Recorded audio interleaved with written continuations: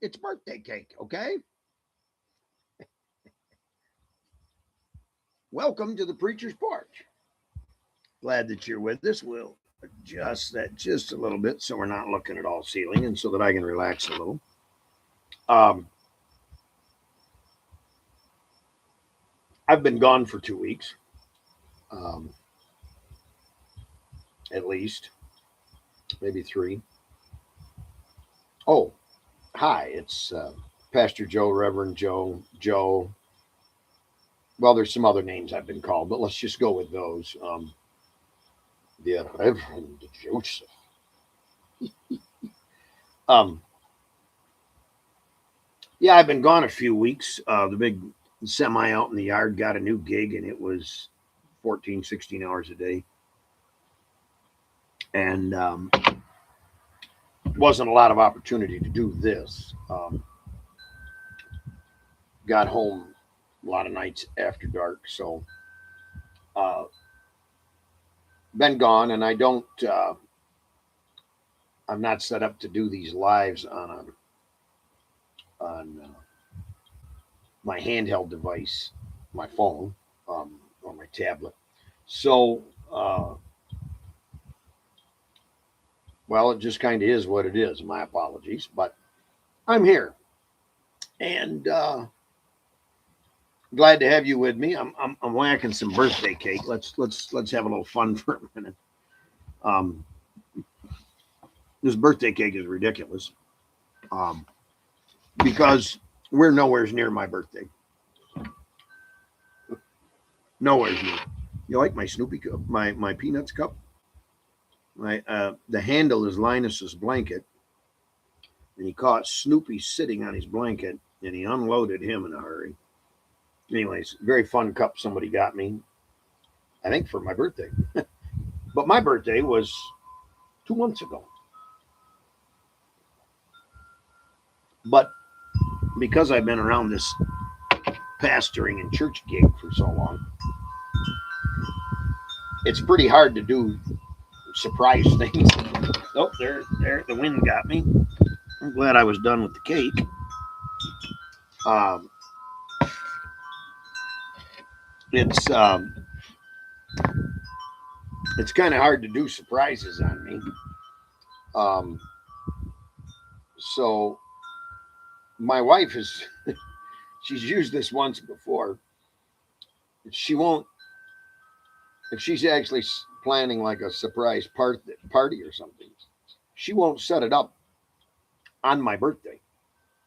She waits a couple of months. This time, she buried this my party inside the birthday party of another person in the church, which I found to be somewhat ridiculous. But there you go. It worked because I had no idea. Literally, they had balloons. At one point, they had a sign up, and I was out on the back porch of our friend's house. We were cooking brats and eating, getting food. And I literally, there's a sign hanging with my name on it, and I literally walked through that kitchen. I had no idea. I walked, I walked past the dining area through the kitchen, got some stuff, and set myself up for another brat, and was walking back out, and all of these people are like, "Did you notice anything?" So, anyways, and that was 2 weeks ago, and I'm still eating. 2 Saturdays ago, I'm still eating this silly cake, just because my body don't like the sugar as much anymore, and it's a really good cake. But if I just let myself go, I'll go crazy.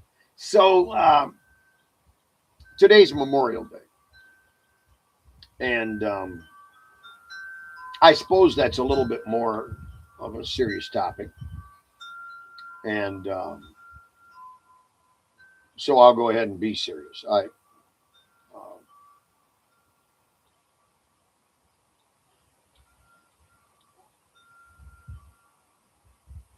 the freedoms that we enjoy here in America, and it's the case for people in some other countries that are still free or that used to have freedom, and their freedoms are fading away. I'm thinking of the UK, where Right now, if you say the wrong word to a fire hydrant, um, over there you can go to jail because the communists that are running the UK just don't want any resistance at all. And I'm going to be a little bit political here and say, God bless Rupert Lowe and may you succeed. But the freedom that they had before things took the vicious turn 15 years ago, um, there's a very high price paid for theirs too. I think of Winston Churchill's statement about the Battle of Britain, which was uh, never a ground troops war. It was, or a ground troops engagement. It was the Nazi regime, uh, Nazi Germany, bombing England, much of it London, and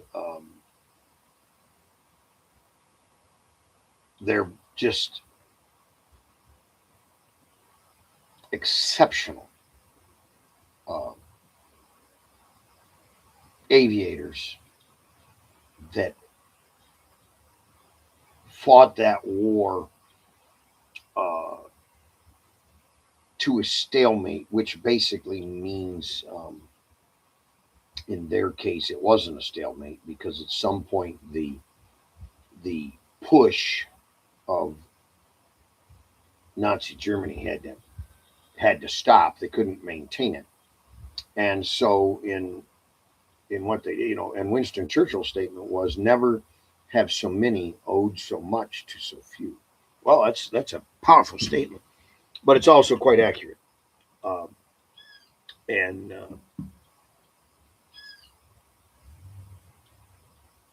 It's that kind of thing that gives you a lot of pause for thought. And even with that as our example, but see here in the United States, we have the Revolutionary War. All but just a few of the signers of the Declaration paid of independence. They paid a very dear price by the time the war actually ended on into the 1880s.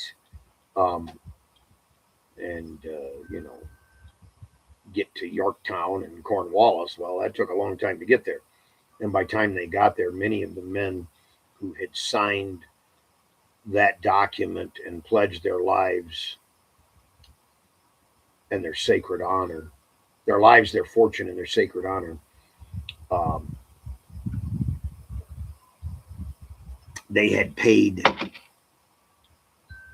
many, most paid with their fortunes. Many had paid with their sacred honor and their lives. And then, of course, you come to the Civil War, where this country was trying to work out what its freedom was going to look like, and how true was it going to be truly functional or not. Um, Crazy levels of carnage, crazy. Um, Grant outside of Vicksburg, um, the colossal, monumental 3 days of Gettysburg, um,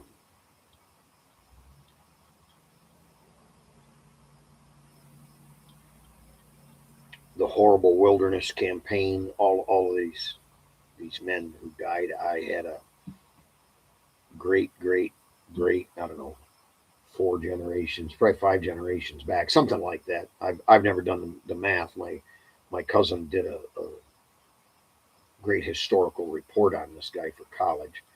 Um, but anyways, he was a Kellogg and an uncle of ours way back, and he served with Grant all through '64 and wrote letters home. Um, and those letters are very, very interesting. The man's perspective of the war. And So a great price has been paid. And I want to touch that in the context that I preached from yesterday. So if you were to go to the page that's named after me, Reverend Joseph Cottle, Rev Joseph Cottle. Wait a minute. It might be Rev Joe Cottle. I'd have to go look. Let me see. It's probably on here. Who am I? Oh, don't give me silly stuff. Tell me who I am. Yeah, Rev Joseph Cottle, 312. If you were to go to that, of course, you could hear this idea in extension, but two things I just want to touch on, and for those of you that are new or haven't seen this, going to discover this because of some hashtag, maybe I figure out how to put on it. I'm not the best at these things, so if you don't like AI and you like it real, this is channels as real as you can get. I'm operating off of about an 8-year-old webcam on a laptop, but you could go there and flesh this out. But from the book of Hebrews, I guess what I want to say is where we're going is where I want to go today is what does these memorials mean? What does it mean that we memorialize and have a day of remembrance? Is that anything more than nostalgia and sentimentality? And before I go to the Epistle of the Hebrews, let me say, my wife and I toured the battlefields at Gettysburg. I wish I'd had another whole day. But we went through the area where the 20th Maine made that famous bayonet charge, and where the college professor, leading officer, proved that intellectual and high-read men can also be men of great motivation and valor. And when it's time, ought to be, because they've read the history and should know how to judge the time. And I explored a little bit the area down in front of where the great New York regiments were stationed, where, there you go, that's the sound of American freedom right there. I explored the area where one of the Michigan regiments was down in front, some of them the Michigan sharpshooters, because that interested me here. I live in Michigan, and so I'm always interested in that. And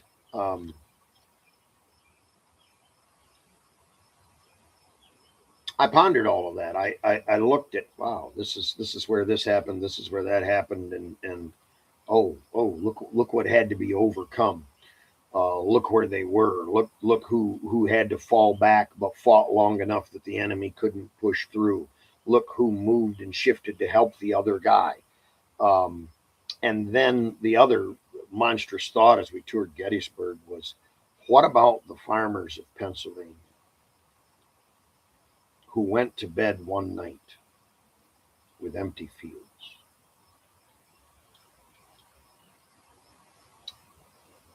And troops moved in and set up emplacements in the night. And I've been there. There were just nice little 200 acre, 200 acre, some of them not even that big, some of them 40-acre fields.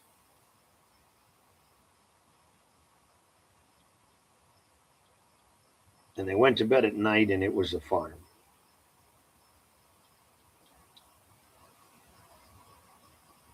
And by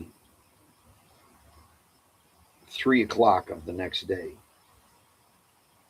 it was a cauldron of hell strewed with the dying the dead and the dying, the severely wounded.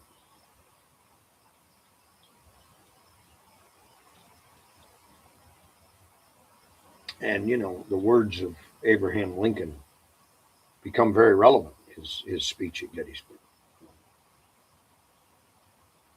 There isn't any way to properly address what those men did here. It is for us, the living,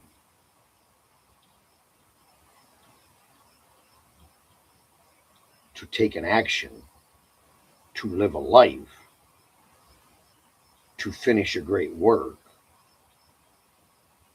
to complete a process in which these men died, and to live a life worthy of their deaths. Now, I'm not quoting it verbatim, but the Gettysburg Address is an 8-minute thing, if that, maybe a 6-minute read. But that's a great point. It's a great point. So I wanna go to the scripture on it, because I'm thinking about D-Day, Utah Beach, Omaha Beach.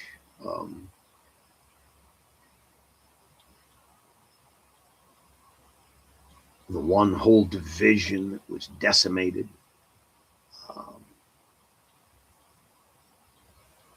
Men who died the instant the ramp on the Higgins boat was dropped. I also think of Iwo Jima and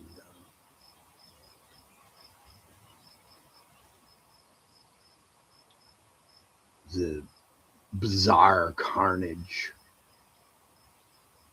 of the first 48 hours that happened there. I ponder that. I also think about Korea. Saturday night before I had to preach, I watched Medal of Honor story from Ronald Rosser, and what happened to his unit and what he did about it. He looked behind him 3 feet from the enemy emplacements. He turned to see who was still following him, and every man was down in some form, some dead, some wounded, some all not able to continue. And what he did about that, which was basically take the hill by himself.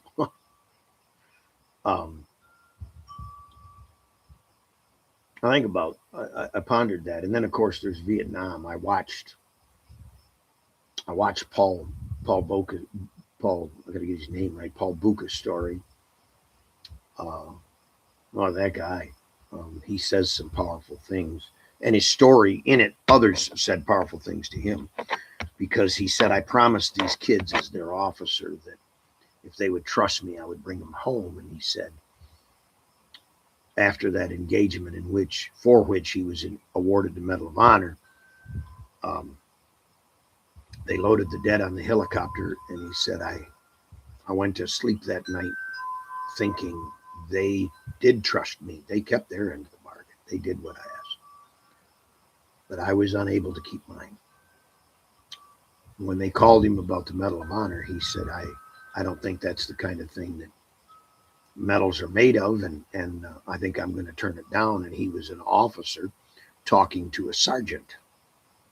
But sergeants have a tendency to be bold. And the sergeant said to him, I'm going to be blunt. It's not yours to turn down. It belongs to those men, and you'll wear it for them. Well, that kind of changes the conversation, doesn't it? And it changed him, because he spent the rest of his life speaking to troops, and lived out a military career. but still speaks to troops. There's speeches that he's made just not too long ago, um, particularly to officers about the responsibility and the protocol. It motivated him.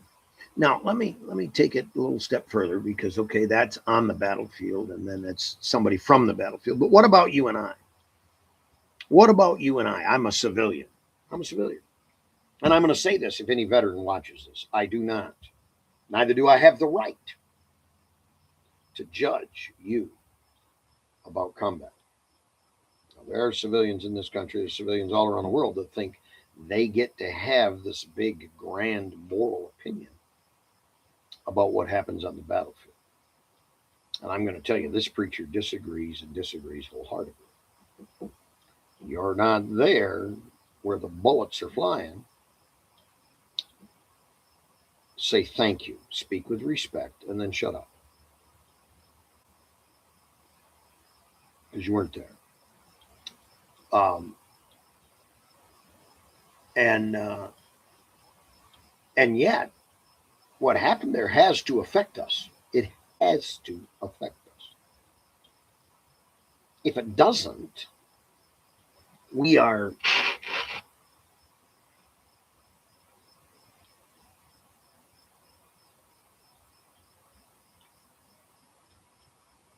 we are low character,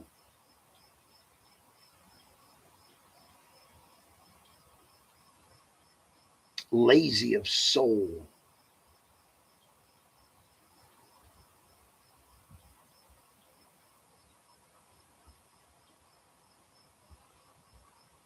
incompetence as citizens. If it doesn't if it changes nothing, I'm going to say that you're an incompetent citizen. I think that's a good word. I'm liking it the more I ponder it. Partly because men with some of the same gifts and higher gifts than mine died in those places and never got to live them out. I ought to live them out in their name. I ought to live them out in their memory. I ought to live them out because I do have the opportunity. Lest their blood has been shed in vain. That's that's partly where I'm going with this. Uh, some word real quick. Hebrews chapter 11.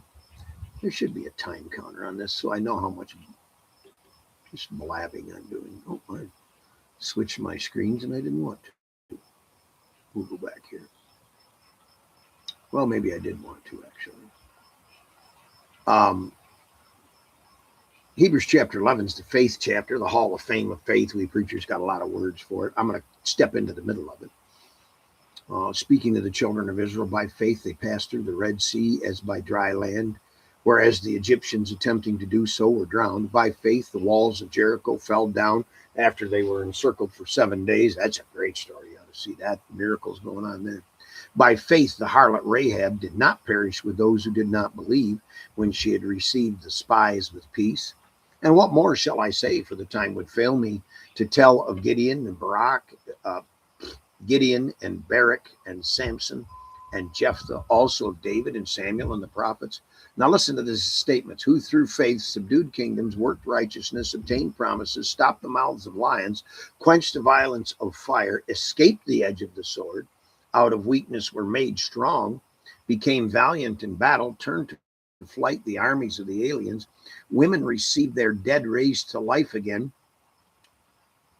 Others were tortured, not accepting deliverance, that they might obtain a better resurrection. Still others had trials of mockings and scourgings, yes, of chains and imprisonment. They were stoned, they were sawn in two, were tempted, were slain with the sword. That's interesting. We had all of these stories of deliverance, and then we have all these stories of people who paid the ultimate price. Verse 38 says an interesting thing, of whom the world was not worthy.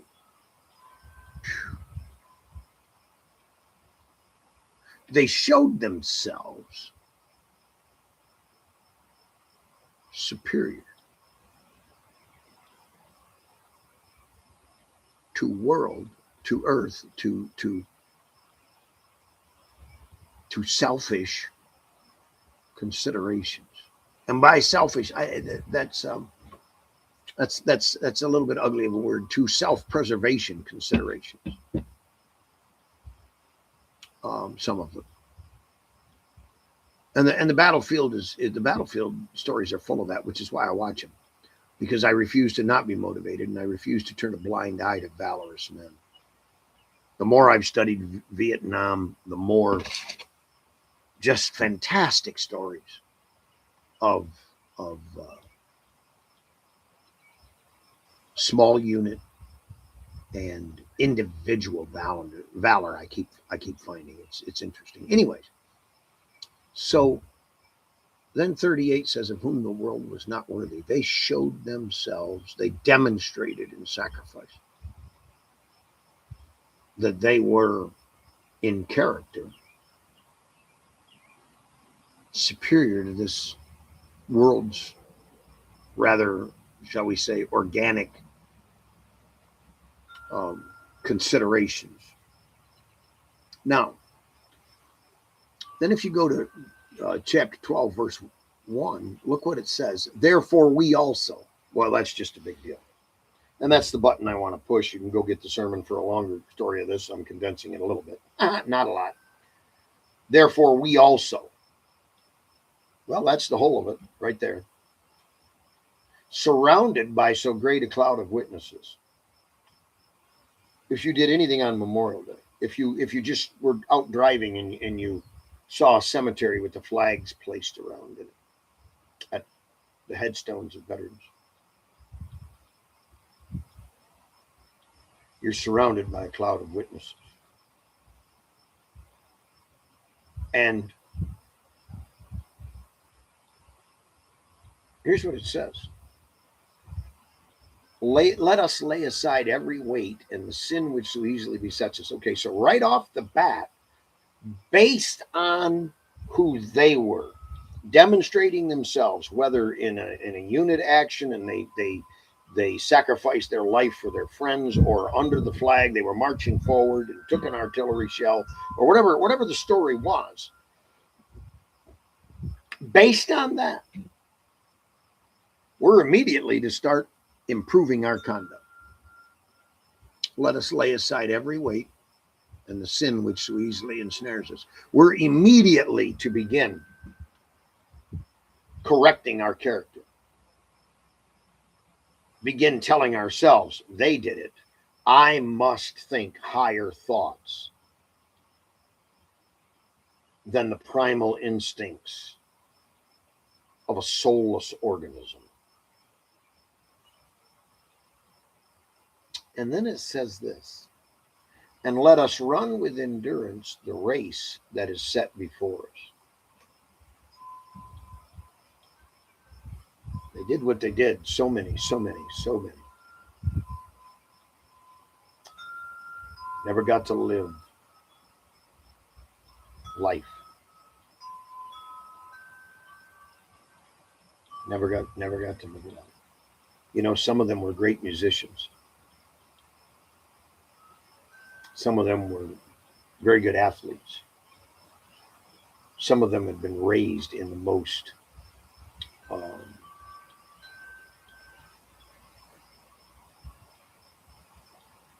loving and high character homes, and would have made wonderful fathers and husbands. When you come further ahead to the modern wars, where we're using women in so many forward things now, and using them more in supply than we used to. I just saw posts about 3 different women who died since 2000, and beautiful young women, and they were part of transportation corps that got hit with IEDs or mortar or RPGs, and just their whole unit got hit. They were part of it, and they died that day. I think we have to think about, their pictures. They were beautiful young women, And I wonder to myself, um, what did her voice sound like? All that beauty was, I don't want to say lost, but all that beauty was suddenly an ultimate investment in our flag, in our country. You know, they were military personnel. They had a certain aura, a certain discipline about them. They were goal oriented people, or they'd have never got through, you know, all the processes to be where they were. So what kind of children would they have raised?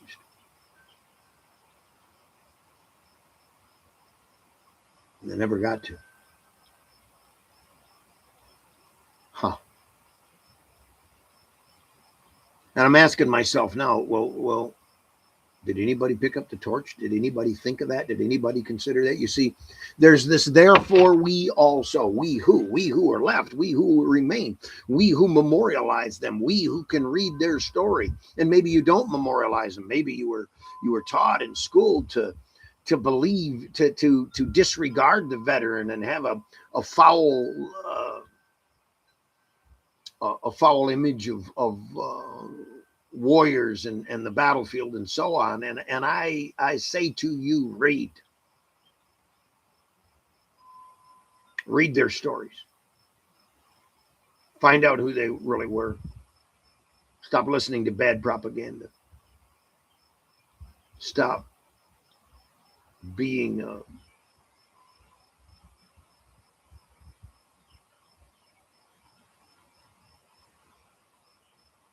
moronic tool of political charlatans and uninformed and unexperienced ideologues. Read about it, find out about it. Because we're the we also.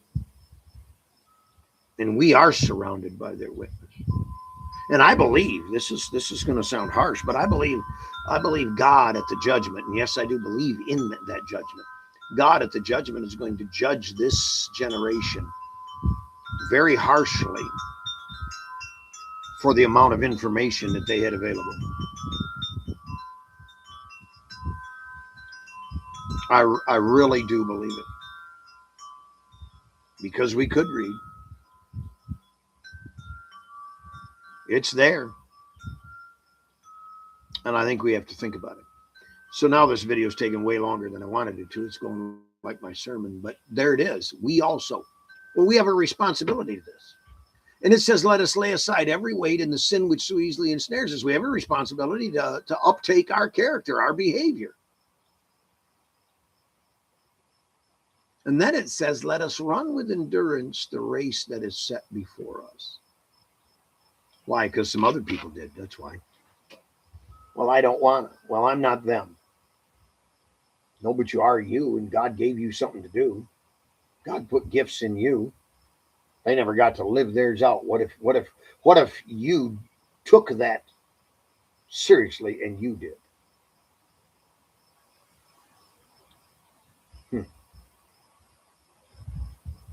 Now, if you're Christian at all, and also if you're not Christian, verse 2 is very relevant. Look unto Jesus, the author and finisher of our faith. You should do that. I'm going to skip way down,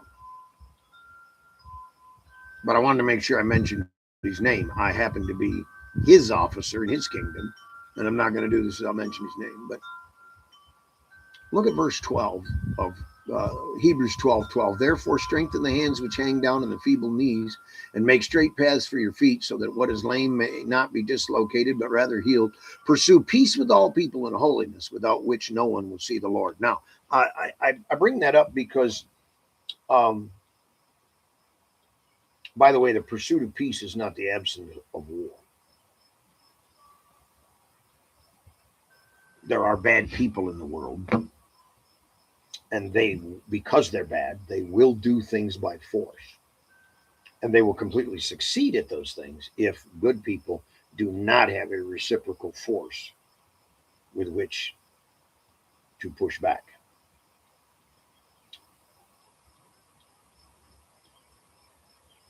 Any argument against that logic is absurd, and I don't tolerate it.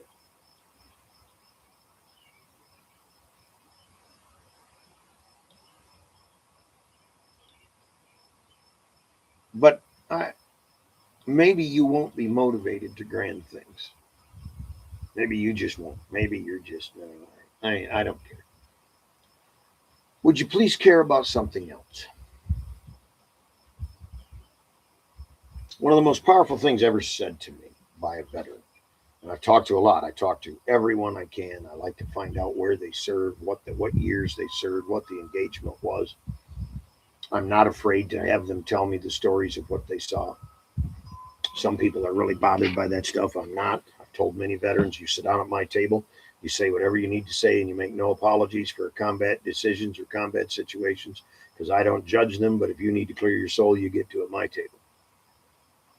Some of them weren't even sure they could believe me, but they absolutely can. But maybe you won't be motivated to attempt anything. Maybe you won't be motivated to consider the race that's set before you, the destiny from God. But would you consider something else? Because I asked a veteran acquaintance of mine. He had like 6 or 7 different combat coins. He's a 30-year man. He's about my age. And he'd been all over the world. He'd been in places the government didn't even admit he'd been.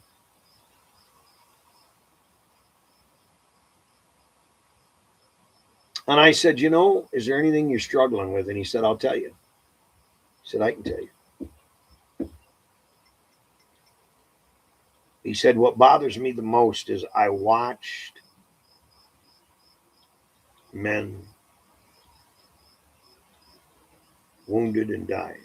I saw the price that was paid for our opportunity to live our lives.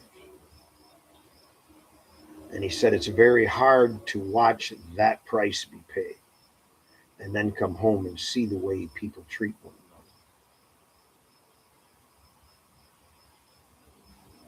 I'm a preacher. I have to be about the way people treat one another. And that was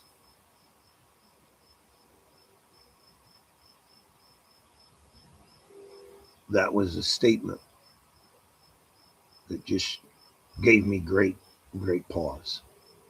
That was a statement to be pondered. There's a lot of depth in it. Therefore, strengthen the hands which hang down and the feeble knees. Don't be a dream stealer. Some men died so that guy could have his dreams.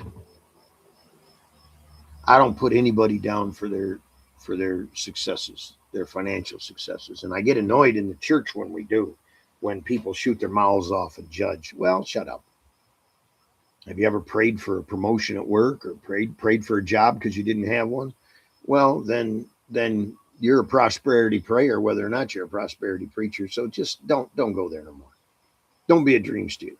Somebody gets a new car, I celebrate it. I go out and look at it and sniff the leather and compliment them. I've complimented people that had nice stuff that I didn't like.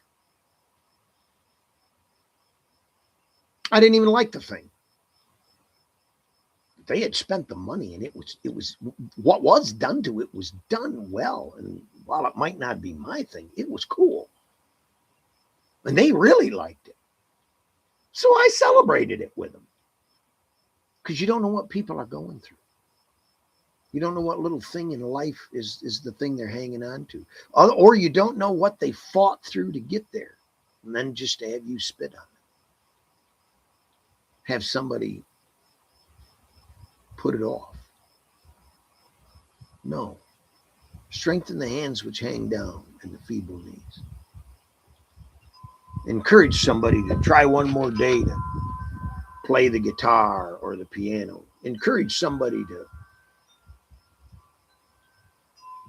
overcome their fear of the water and go back for one more swim lesson and see if they can get it. Encourage somebody to dump the fear of heights and get on an airplane and go see their mama.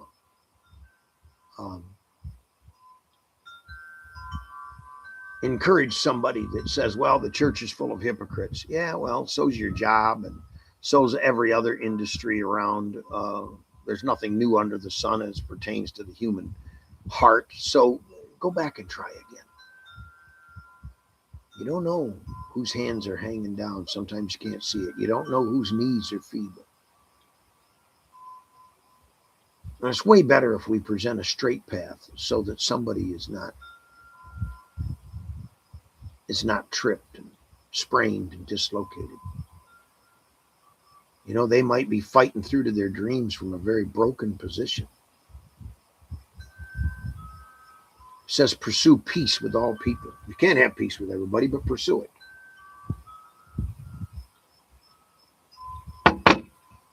It's interesting.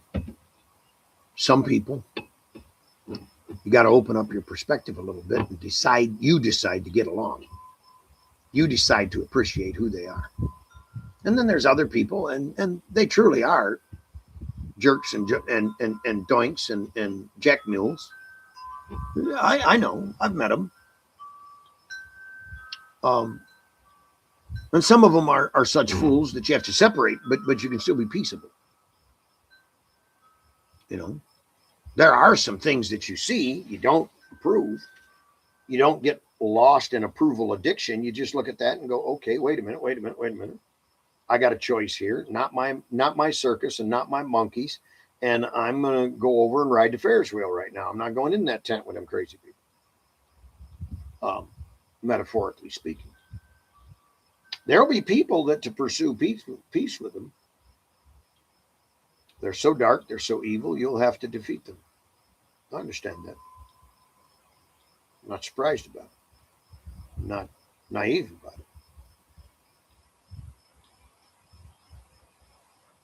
But what about how we treat one another? What about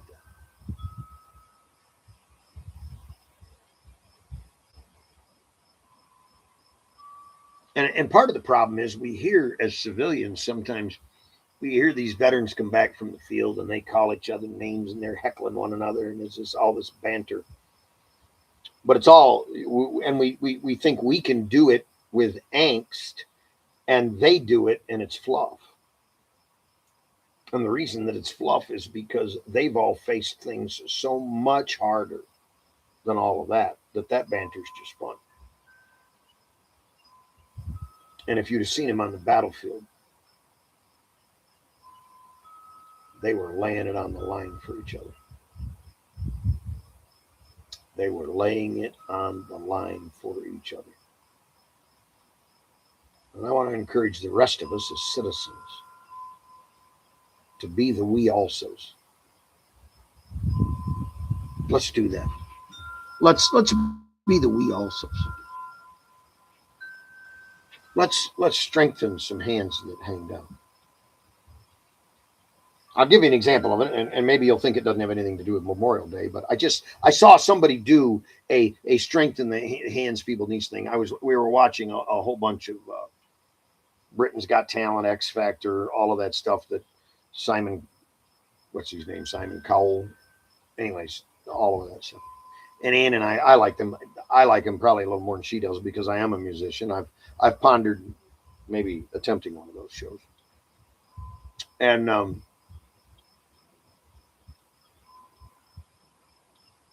this girl came on with her dog. She'd been traveling with this is one of them Aussie style sheepdog kind of things. Super smart. They can do your taxes. If we had 40 or 50 of them in Congress, it'd improve Congress by about 85%.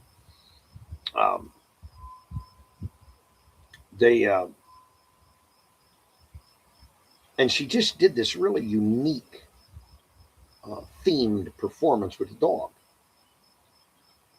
And two of the judges didn't get it at all. Just didn't get it. And they didn't understand what she was doing. they were like, yeah, we're going to give her away. And Simon Cowell, usually Mr. Hardnose, got up out of his chair and went up on stage with her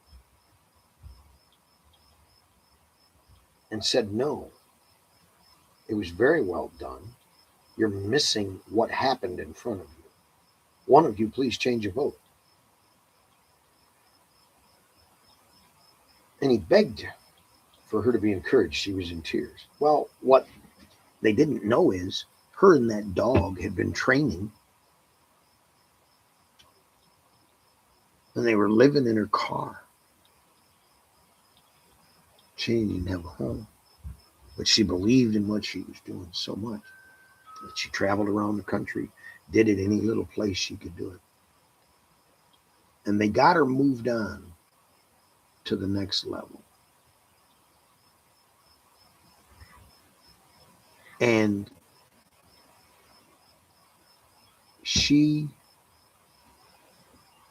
it did so much for her. She was able to rent or buy a house. It opened so many doors that the money got right. And all he did was just a little 30-second thing on stage where he said, you other two judges, you don't understand this. One of you needs to change your vote. And it made all the difference for her. Right? We're the we alsos. I want to be a we also.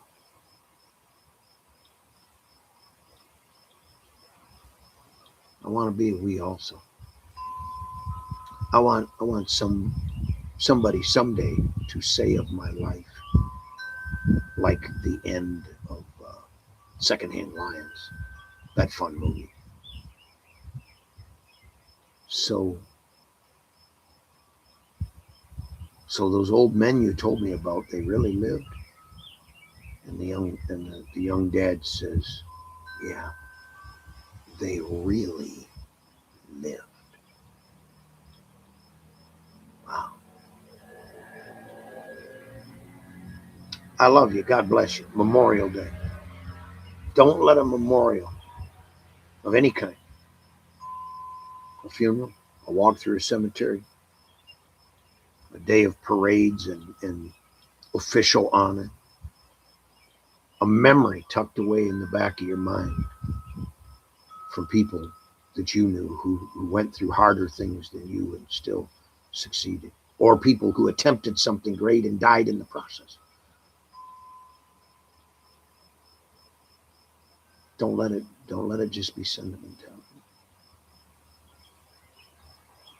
Make it a flame burning in your soul. Be a we also. I love you. God bless you. We'll see you next time.